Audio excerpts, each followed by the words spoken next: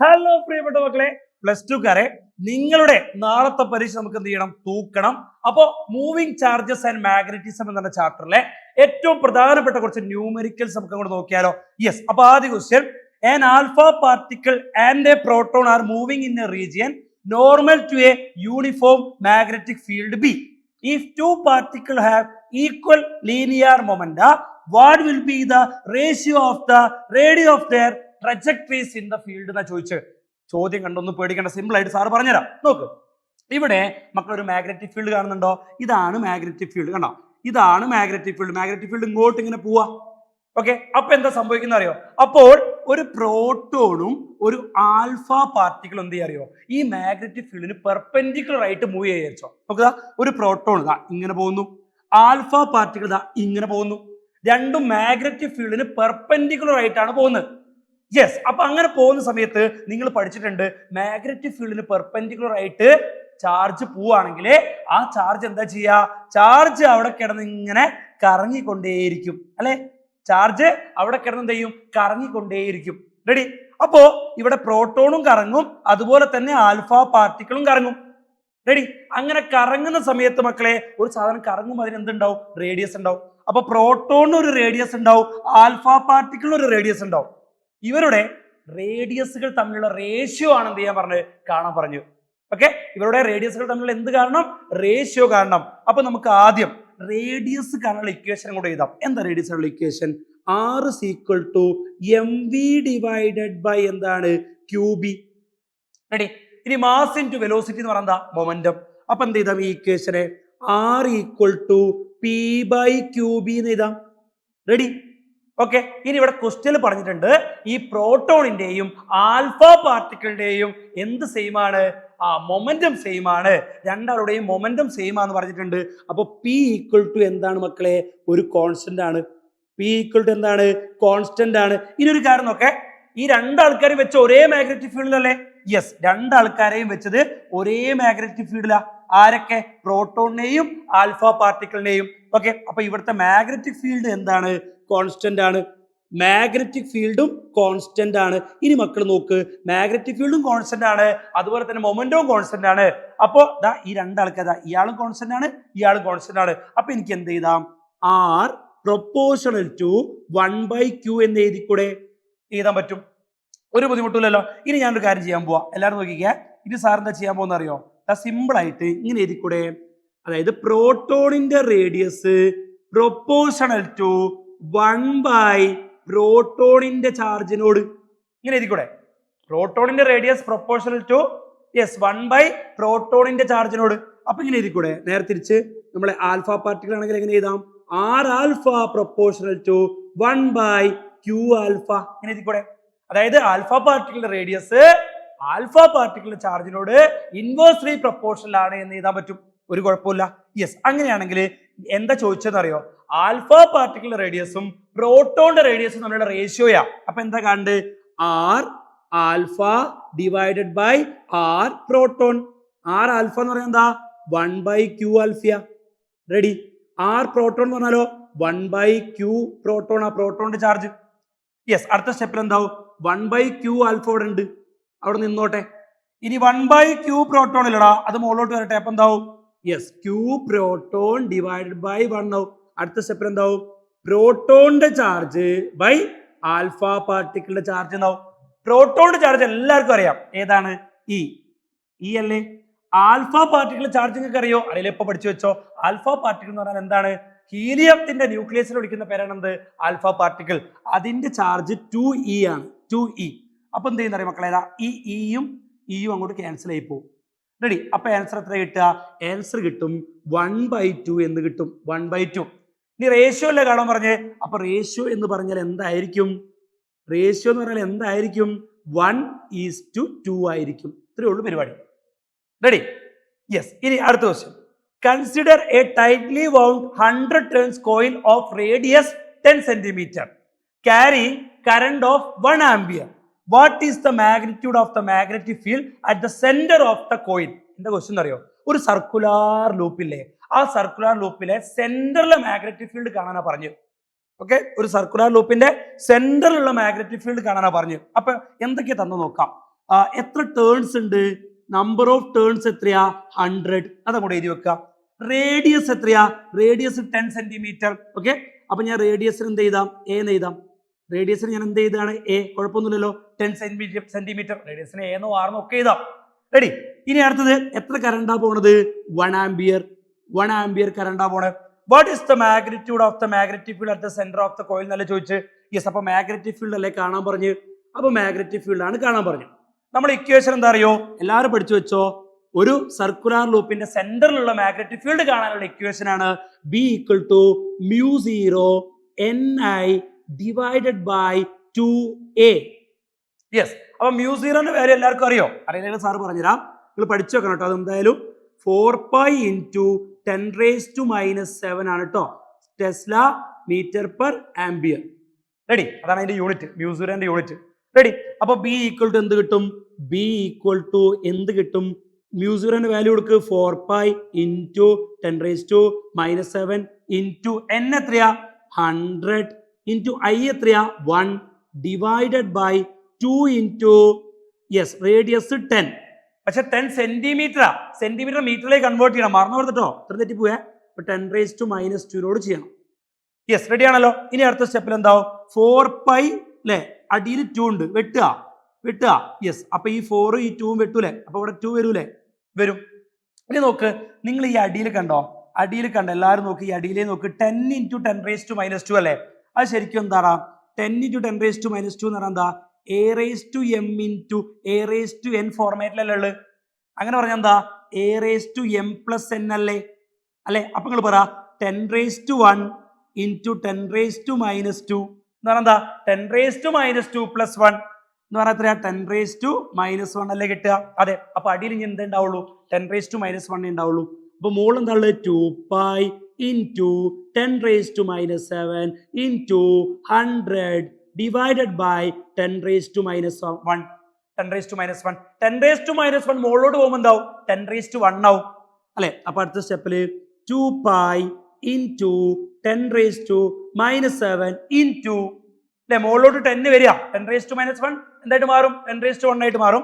അപ്പൊ ഈ 1 0 0ന്റെ കൂടെ ഒരു 0 കൂടിയും വരും അല്ലെ? അപ്പൊ 1000 ആയി. ഇനി എല്ലാവരും നോക്കണേ, ഒരു ഐഡിയ, പെട്ടെന്ന് ചെയ്യാൻ ഐഡിയ ആണ്.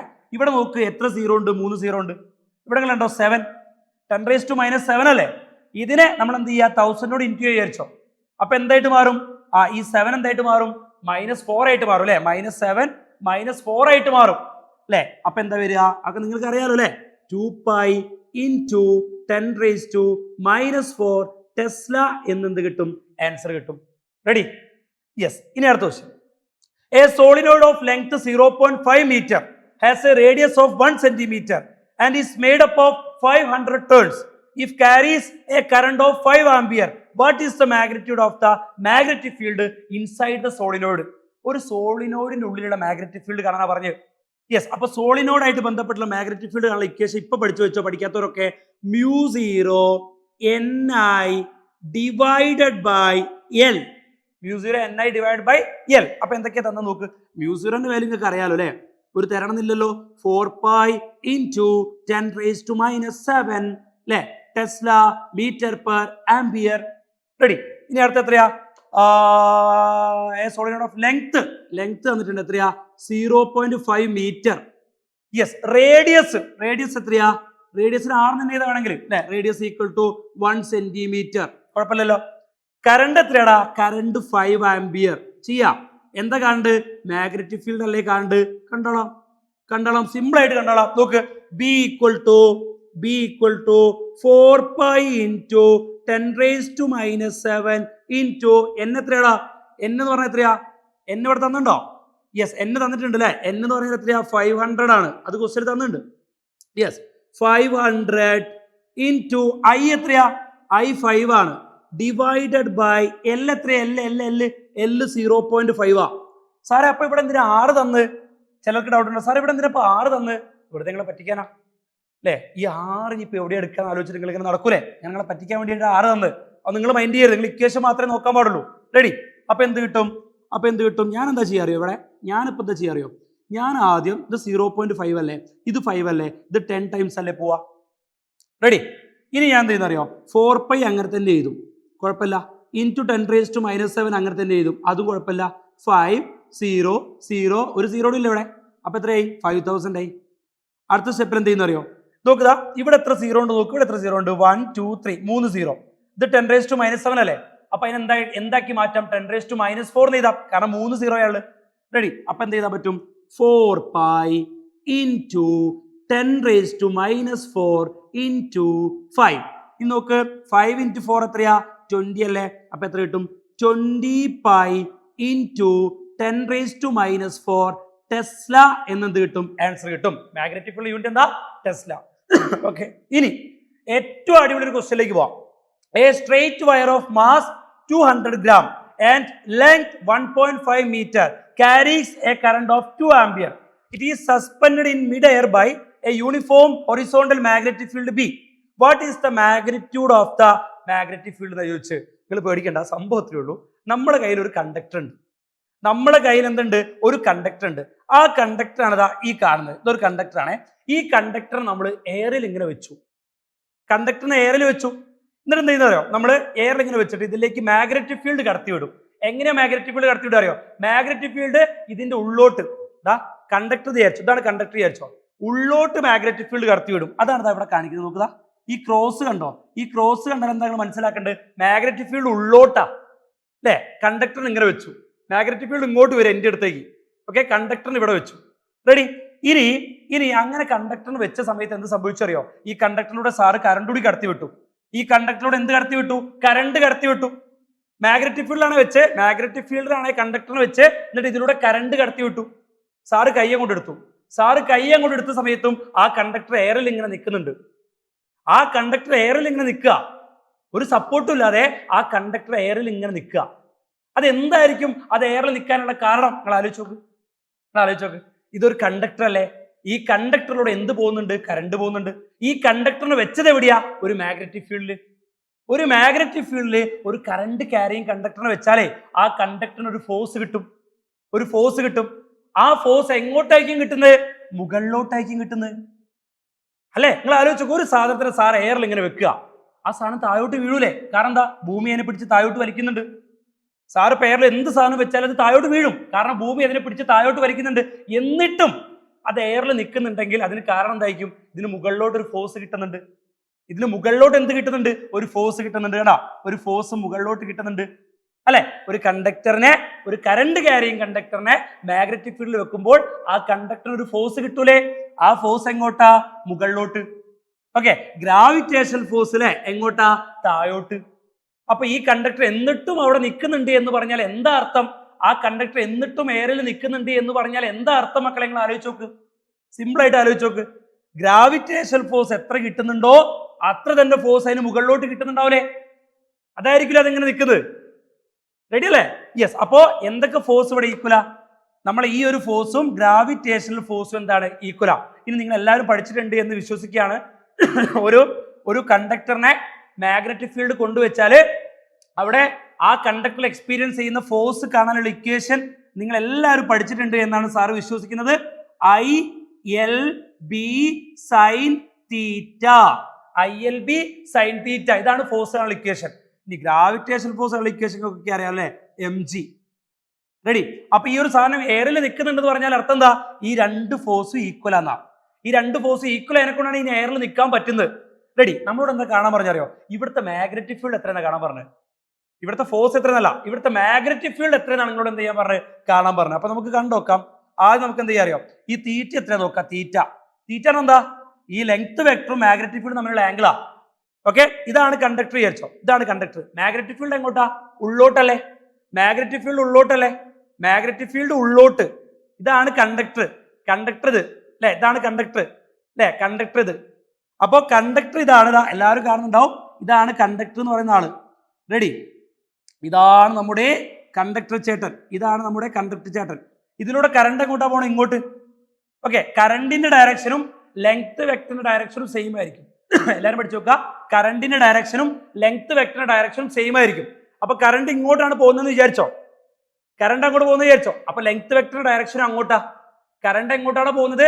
അതേ ഡയറക്ഷനിലായിരിക്കും. ആരുടെ ഡയറക്ഷനും? ലെങ്ത് വെക്ടറിന്റെ. അപ്പൊ ലെങ്ത് വെക്ടറും മാഗ്നറ്റിക് ഫീൽഡും തമ്മിലുള്ള ആംഗിൾ ആണ് തീറ്റ. മാഗ്നറ്റിക് ഫീൽഡ് എങ്ങോട്ടാ? ഉള്ളോട്ട്. മാഗ്നറ്റിക് ഫീൽഡ് എങ്ങോട്ടാ? ഉള്ളോട്ട്. ലെങ്ത് വെക്ടറിന്റെ ഡയറക്ഷൻ അങ്ങോട്ട് അല്ലെ? അപ്പൊ ഇവർ തമ്മിലുള്ള ആംഗിൾ എത്ര ഞങ്ങൾ നോക്കുക? സാർ ഇങ്ങനെ കാണിച്ചതാ, ഇങ്ങോട്ടാണേ. സാർ ഇങ്ങനെ കാണിച്ചത് എത്രയാ? 90 ഡിഗ്രി. അപ്പൊ തീറ്റ 90 ആണ്. തീറ്റ 90 ആണ്. അപ്പൊ സൈൻ 91 അല്ലേ? അല്ലെ? അപ്പൊ നമുക്ക് എന്ത് ചെയ്യണ്ട? തീറ്റന്റെ പരിപാടി ഇനി നോക്കണ്ട, പരിപാടി കഴിഞ്ഞു. ഇനി എന്ത് ചെയ്യാ?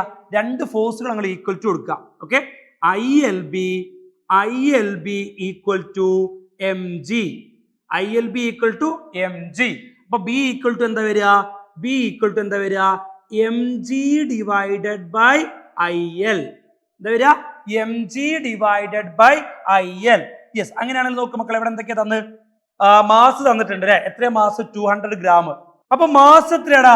മാസ് എന്ന് പറഞ്ഞാല് 200 ഗ്രാം അല്ലേ? യെസ്, ഗ്രാമിൽ നമ്മൾ പ്രോബ്ലം ചെയ്യാൻ പാടില്ല, കിലോഗ്രാമിലേക്ക് മാറ്റണം. അപ്പൊ മാസ് ഈക്വൽ ടു എത്ര കിട്ടും? 0.2 കിലോഗ്രാം എന്ന് കിട്ടും. പിന്നെ എന്ത് തന്നിട്ടുണ്ട്? ലെങ്ത് തന്നിട്ടുണ്ട്. എത്രയാ ലെങ്ത്? ലെങ്ത് 1.5 മീറ്റർ അല്ലെ? മീറ്ററിൽ തന്നെ തന്നത്, കുഴപ്പമൊന്നുമില്ല. 1.5 മീറ്റർ ആണ്. പിന്നെയോ? പിന്നെ നമുക്കറിയാം കറണ്ട് 2 ആംപിയർ ആണ്. യെസ്, ജീന്റെ വാല്യൂ എല്ലാവരും പഠിച്ചു വെച്ചേക്ക്. 9.8 മീറ്റർ പെർ സെക്കൻഡ് സ്ക്വയർ എല്ലാവർക്കും അറിയുന്ന കാര്യം. റെഡി? അപ്പൊ മാഗ്നറ്റിക് ഫീൽഡ് അല്ലേ കാണേണ്ടത്? മാഗ്നറ്റിക് ഫീൽഡ് കാണണം. നേരെ ഇക്വേഷനിലേക്ക് കൊടുക്കുക, പരിപാടി കഴിഞ്ഞു. 0.2 മാസ്, ജി 9.8, കറണ്ട് 2, ലെങ്ത് 1.5. ഇത് ചെയ്താൽ എന്താണ് ആൻസർ കിട്ടുക? എന്ത് ചെയ്യുക? നിങ്ങൾ താഴത്ത് കമന്റ് ചെയ്യുക. അതേപോലെ തന്നെ ഇന്ന് വൈകുന്നേരവും നാളെ രാവിലെയും നമ്മളെ +2കാർക്കുള്ള സ്പെഷ്യൽ മാരത്തോൺ ഉണ്ട് എന്നുള്ള കാര്യം മറക്കണ്ട. ആ മാരത്തോണിൽ നമ്മൾ ഏറ്റവും ഇമ്പോർട്ടൻ്റ് ആയിട്ടുള്ള എല്ലാ ക്വസ്റ്റ്യൻസും എന്ത് ചെയ്യും? ഡിസ്കസ് ചെയ്യും. അപ്പൊ എല്ലാ മക്കളും എന്ത് ചെയ്യുക? കൃത്യസമയത്ത് എത്തുക. നമുക്ക് ലൈവിൽ വെച്ച് കാണാം. ബൈ.